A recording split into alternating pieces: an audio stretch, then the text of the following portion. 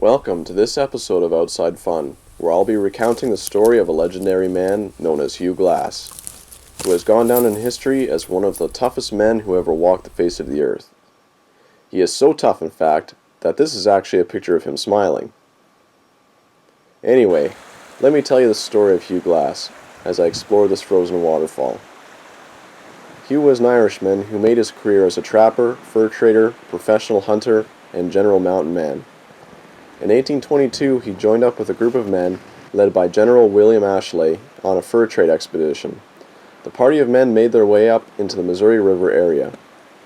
Hugh had gone on ahead of the men to hunt some game when he stumbled across a grizzly bear. And to make matters worse, this was a mama grizzly, with her two cubs nearby. Before Hugh could even raise his rifle, the hulking grizzly slammed down on top of him. The bear's strong jaws and razor-sharp claws stripped chunks of flesh from Hugh's body. But Hugh was like, "Is that all you got?" and answered back blow for blow with his hunting knife, which he managed to draw from its sheath that hung on his hip.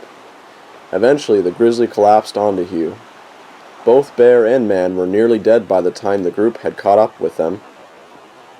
The men finished the grizzly off with a shot to the head. The men then dragged Hugh out from underneath the massive animal. Hugh was nothing but a bleeding pile of mutilated flesh. He had a broken leg, part of his scalp was missing, and the flesh from part of his back had been completely removed so that his ribs were exposed. Not to mention that his body was completely covered in deep open gashes. Hugh was still alive, but the men quickly reasoned that it wouldn't be long until he succumbed to his obviously fatal injuries. To add to the hopelessness of the situation, Hugh was in the middle of the wilderness, where the nearest town was over 200 miles away, and worse yet, he was in the heart of hostile Arikari territory. The Arikari were a tribe of natives known for killing fur traders on sight. The men needed to push on, and so General Henry asked for 2 men to stay back with Hugh until he died. Jim Bridger and John Fitzgerald volunteered to stay behind with Hugh and began to dig his grave. Then they waited. That night, Hugh was still breathing. Morning came, and to the men's surprise, Hugh was still breathing. It ended up that 3 days had passed, and Hugh was still breathing. He was just too tough to die that easily. Well, the 2 men were getting extremely anxious at this point for 3 reasons. Number 1, the distance between them and their party was growing alarmingly large with each passing day. 2, they were sitting ducks in the middle of hostile territory.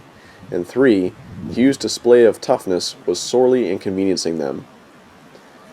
Their worst fears were confirmed when one of the men spotted a group of Arikari moving into the area. The 2 men, not wanting a perfectly good grave to go to waste, lowered Hugh into it.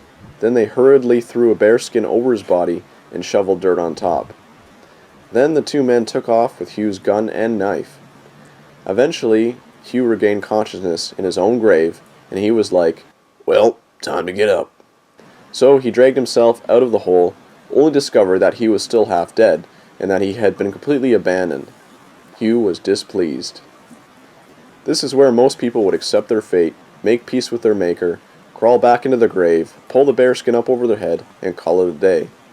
But this is Hugh Glass we're talking about, the toughest man who ever walked the planet.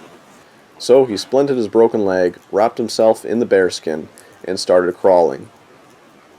Again, I feel like I need to mention that he was over 200 miles away from anything.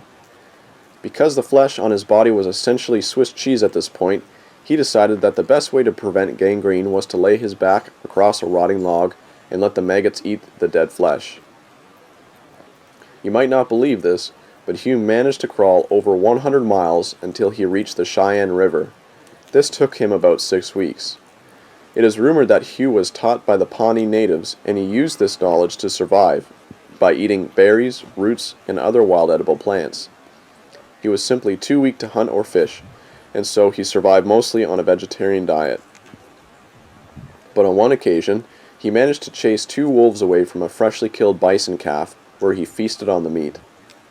Once Hugh had made it to the Cheyenne River, he was aided by a friendly tribe of natives who sewed a bearskin onto his back to cover his ribs and wounds, and provided him with some food and weapons. Hugh then fashioned a crude raft which he used to navigate down the river, where he eventually reached the American settlement at Fort Kiowa. It took a long time for Hugh to fully recuperate, but he managed to make a complete recovery. It was at this time that he decided to track down the two men that abandoned him to die and avenge himself by killing them.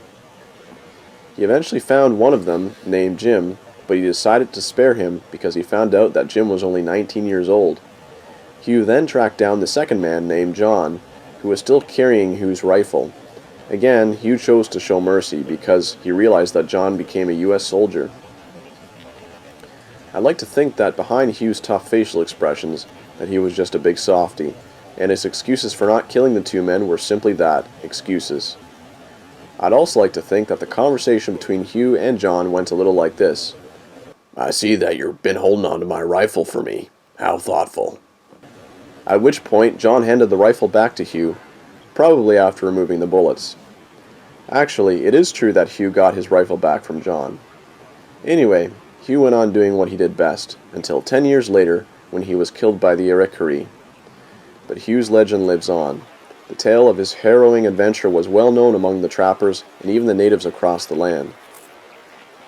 He was the toughest man who ever crawled the planet, who managed to survive being mauled by an angry grizzly, buried alive, left for dead, and who dragged his body through 200 miles of hostile wilderness while surviving on nothing but berries and wild edibles. And all the while wearing this facial expression. The end. If you liked today's episode, anything to do with wild edibles, survival techniques, or log cabins, feel free to subscribe. I'm The Outsider, and I want to thank you for watching.